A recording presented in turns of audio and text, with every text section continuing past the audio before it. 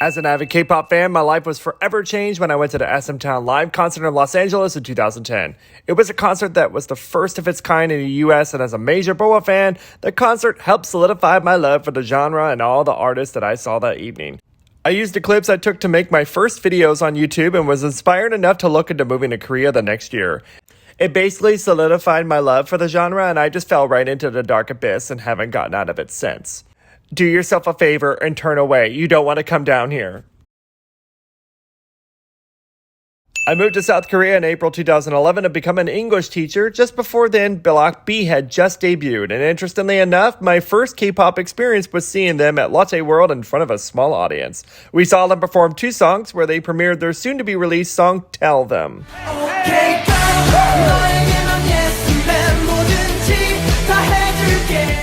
My first music show experience in Korea was going to support B1A4 at Inkigayo on June 5th, 2011. I was the token white boy there that day, waiting with all the K-pop fans, and all the B1A4 fans had mostly international fans there supporting them, interestingly. The fellow fans thought I was in the wrong line because they thought I was there for A-Pink, who had also recently debuted. I got to be in the audience for the live taping, and Beast won that day with Fiction. When artists have pre-recordings, they still come on the stage during the live show while the pre-recording is being broadcasted. They usually either do the motions of the choreo or just have fun interactions. And I remember FT Island's Hunky have a fun exchange with MC host Jo Kwon during FT Island's set. Looking back though, I like to think that it was a special kind of sexual tension.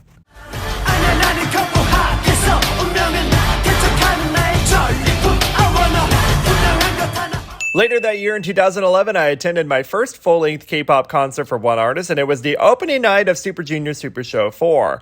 I loved how they saw their concerts as more of a fun experience and were less serious about it all. They performed some surprise songs that fans were not prepared for in regards to fan chants, and so they interestingly did their homework to look up the old fan chants for the Seoul concert the next night. I did not like, however, the fans that Black Ocean, Jomi, and Henry that night. That was so rude.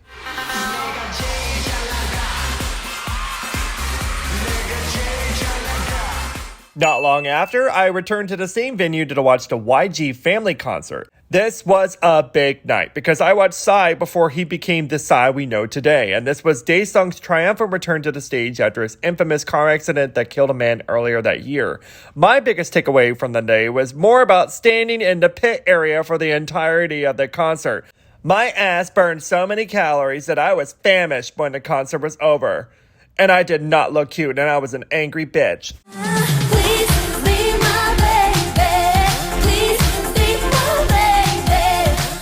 I won tickets to go to the live taping of Inkigayo in December 2011, and so I did not have to endure the all-day standing around to hopefully get into the live show. The Wonder Girls won that day with Be My Baby, and I remember seeing the then rookies X-Fi and Boyfriend that day, as well as Tiara, Troublemaker, and A-Pink. I later would realize that every time I would go to a music show in Korea, I would always see A-Pink that day.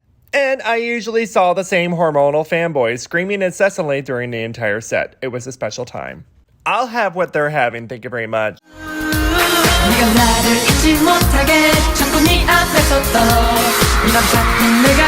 At the beginning of 2012, I finally got to see one of my favorite groups, Infinite, at their very first concert. It was a traumatic day where I was in the pit again with the rabid K-pop fans. But this time, it was apparent they oversold the section. We were packed like sardines and fans were fainting left and right, causing the entire section to swish and move like we were a combination of an ocean and Jenga. It was not cute. It was effing rough. No thanks. But as for Infinite, the biggest highlight was seeing Sungyeol and Sungjong do Troublemaker, where Sungyeol was Hyuna. It was a spectacle. Infinite was obviously very nervous, but they were professionals and very much sticking to making sure everything was perfect. Very opposite of what I saw with Super Junior just a few months before. I still love the concert very much.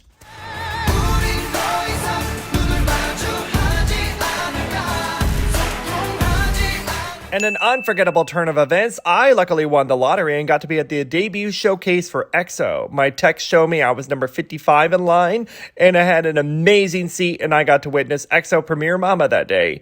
I remember being in awe and will never, ever forget this once in a lifetime showcase.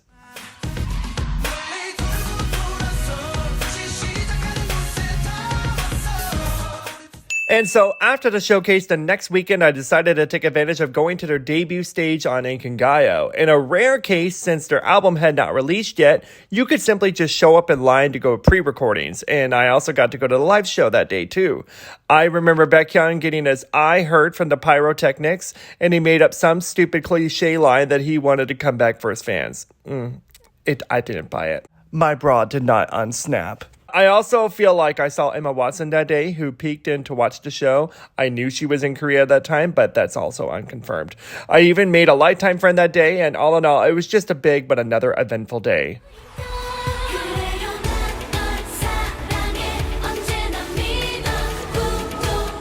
I left Korea shortly after the EXO experiences to go home after my one-year contract ended, and I came back to Korea that fall to start my Korea University experience, and it was just in time for SMTOWN Live 2012.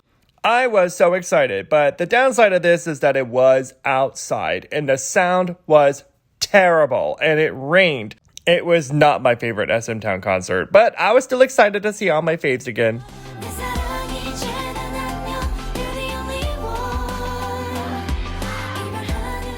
I went to go to BoA's goodbye stage for only one at Music Core, and boy was it a big day. It pays to be a fan of a senior artist because as BoA fans, we were brought into the taping of Psy's one and only appearance at Music Core for Gangnam Style that day. That was huge. I got to go to the live taping that day and be in the audience to witness acts like Kara's comeback stage for Pandora and Super Junior's Spy that we don't talk about anymore. AOA had just debuted as well, and I also remember finally meeting other BoA fans that day that knew who I was because I'm apparently quite known in the BoA community, which is quite touching.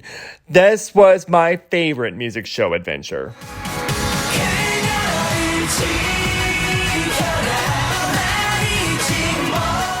Not long after Music Core, I went to the Incheon concert where it featured a variety of artists that evening. I sat in the foreigner section that day. While I made new friends, that section sucked. Foreigners in Korea have no idea how to handle K-pop concerts. More on this later. But BoA was the closer that night, and I remember screaming at the fact that Infinite was the opener. It was a good concert lineup. The biggest surprise for me was seeing Supernova and hearing no cheers. They were part of the senior group lineup too, and I felt really bad for them.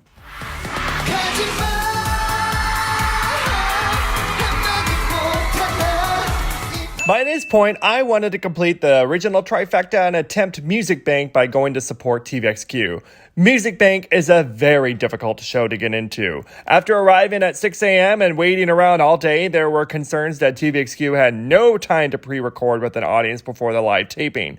I was devastated, thinking that I wasted an entire day, and so I resorted to desperate measures. I had my Korean friend send me a text writing a sob story about how I came to Korea and that seeing a music show was part of my last tourism experience before I would go back to my country. I showed the top producer, and sure enough, he let me into the live taping. It was a great show. We saw TVXQ, FT Island, Block B, AOA doing Get Out at that point, 100%, who also recently debuted doing a remix of Bad Boy. This was my one and only time I ever did Music Bank, but it was surely memorable. Walk with the Stars was an event to promote tourism in South Korea where they invited foreigners to walk with K-pop idols in a park and then see a concert afterwards. The lineup consisted of Infinite, Sistar, Nine Muses, and Zaya. On paper, this sounded great, but then you had rabid K-pop fans standing on the sidelines, and once the dam was open, they bum-rushed the idols, causing them to be whisked away. That walk with them lasted about 3 minutes. The concert was fun, and I always screamed for Infinite, and the best thing was that I scored a signed Infinite album. It's still my favorite K-pop treasure.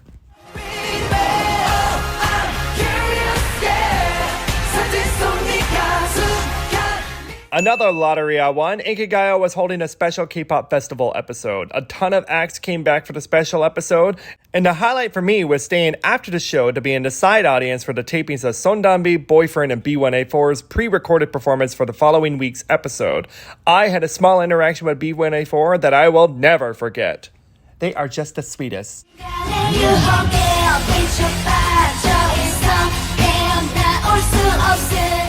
Hands down, the best concert I have ever been to. If I'm not mistaken, many BoA fans regard this as one of her best. It was my first time to Daegu too.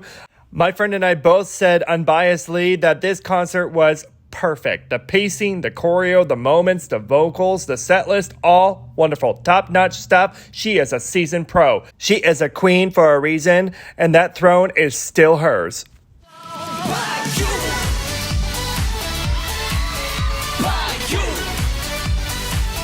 My friends that were leaving Korea soon had never been to a music show, and Music Core being the easiest to get into, we went to go support Outsiders' comeback. It's always best to pick a senior artist with a fandom that has less people.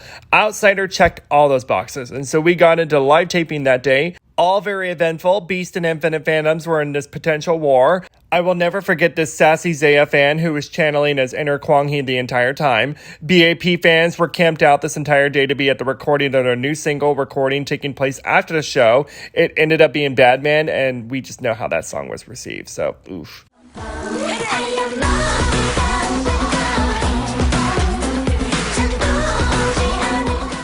That same day, there happened to be an outdoor concert recording at City Hall in Seoul. Basically, all the acts at Music Core moseyed on over here to perform again, where we saw EXO and FX again in the same outfits. And this was the only time I technically got to see a recording of M Countdown. I returned to see Infinite in concert again, and this time they were a much bigger artist, and they also had a different outlook on handling concerts with fans. They were much more relaxed here, and the budget was much bigger. Overall, it was a very good concert, and Doin became one of my favorite members after this. Because, you know, he's just a big ball of fun energy. I didn't mean for that to come off as sexual. I think he's just really fun.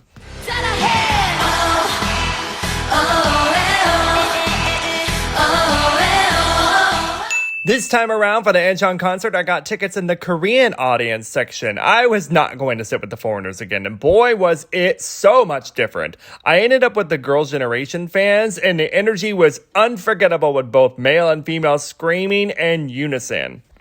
I had so much fun. I also really enjoyed how the entire audience was singing 2 a.m. songs and Zaya's Goes to the Wind in complete unison. BTS were also fetuses here, and this is where I first saw them. My friend gave me tickets to the Lotte family concert in 2013 because she spent a lot of money at the store to earn tickets because, you know, Korean girls like to shop. I got to see a handful of artists I had not seen before here, which included 2PM, Miss A, and Crayon Pop. Crayon Pop was going through their viral success of Bar Bar Bar at the time, and my friend was a huge 2PM fan, and I think she had a pregnancy scare that evening. Fast forward to today, and she's a lesbian now, so I don't know what June-K did to her.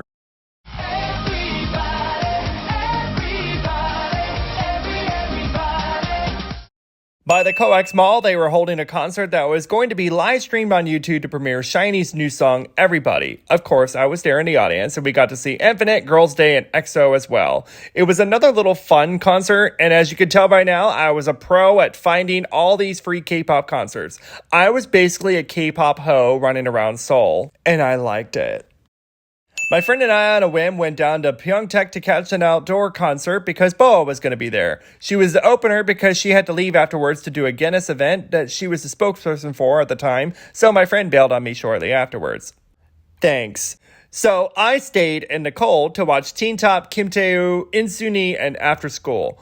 All acts I had never seen before. It was definitely a memorable night, and I was appreciative of the fellow K-pop fans who gave me a blanket to stay warm, because the temperatures drastically dropped as the concert went on, and it was rough.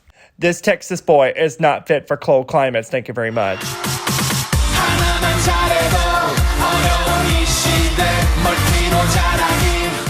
My friend and I went to go support Boa again at the Infinity Challenge concert, where all the acts included G-Dragon premiered their new songs for the show.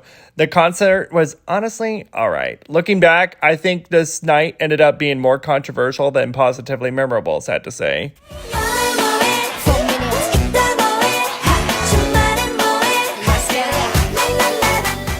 In 2014, I was working on my master's thesis, and I needed to do some research, and so I went to Inkigayo to interview and survey a bunch of K-pop fans waiting around. I met a new friend that day, and he got me into the live show, and man, it was an unforgettable taping with 21, Girls' Generation, and 4 Minute all up for the crown that day, and 4 Minute shockingly won. I thought there was going to be a massacre between the fandoms. You basically had to smile sweetly and watch from afar, do not engage. I'm very, very good.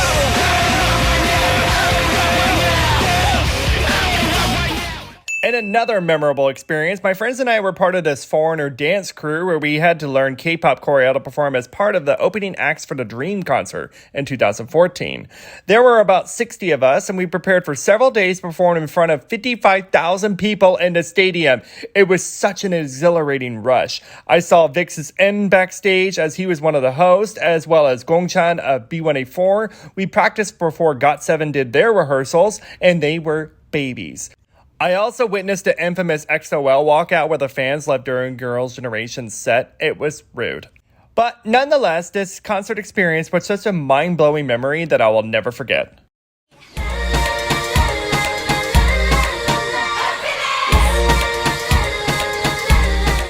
Right before I officially left Korea, my friend and I bought scalp tickets and went to SMTOWN 2014. Red Velvet had just debuted, and we even got to see Fly to the Sky be honorary guest. It was great. This was the last time I've seen any of the SM artists, and so I do hope I get another opportunity to see them all again. After a 5-year dry spell in 2019, I finally saw my first K-pop concert in the US since Korea with MONSTA X. It was a lot of fun, and they were amazing. Jooheon solidified his status as my favorite member. He is so well-rounded, and he naturally handled himself quite well. His English skills are impeccable, and Wonho was behaving himself and not giving us pregnancy scares. Living in Houston, I always have an end on getting to go to the Houston Rodeo every year, and when they announced that there was going to be a K-pop night, I expected it to be BTS, honestly.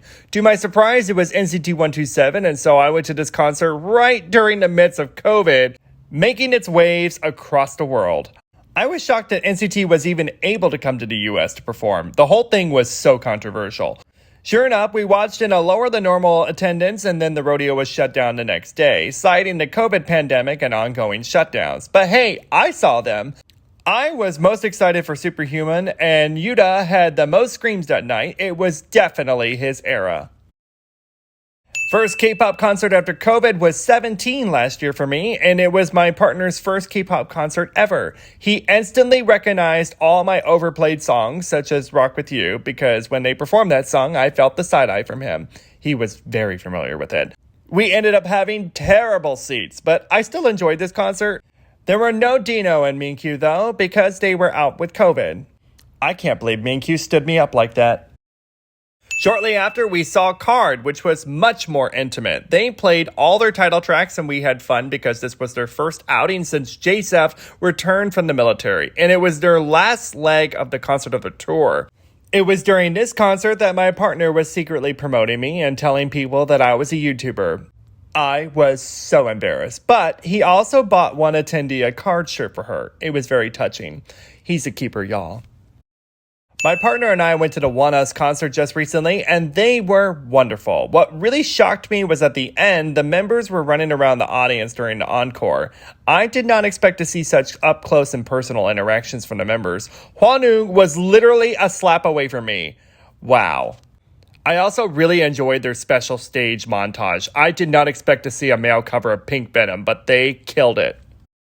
And most recently, my partner and I flew out to New York City for a long weekend trip to mainly go see Dreamcatcher in concert, because they seem to not want to come to Houston for some reason.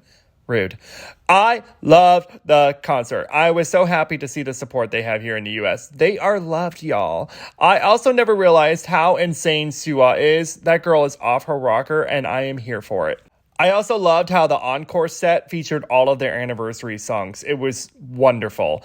They were amazing as expected. Well, that's it for today, friends. Here's so many more K-pop concerts for all of us in the future. Thank you all so much for watching. Hope you all enjoyed this more candid video of mine. Share below your favorite K-pop memories. As always, hit those like and subscribe buttons for me. Check out many more of my videos while you're here, and I shall see you next time.